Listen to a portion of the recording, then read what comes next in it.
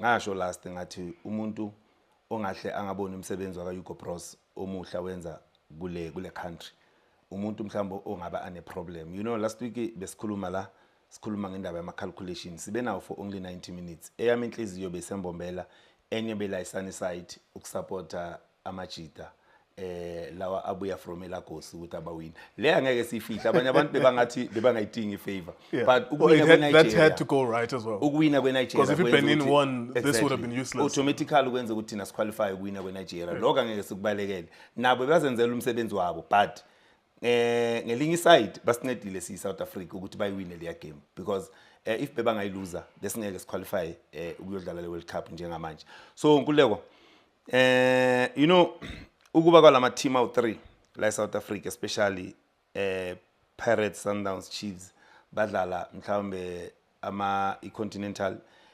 competition. It's good, it helps bafana if you can check badlala kulama qembu awu3 ba contributor a lot. Sibona noNtwari from Kaizer Chiefs we are contributor today.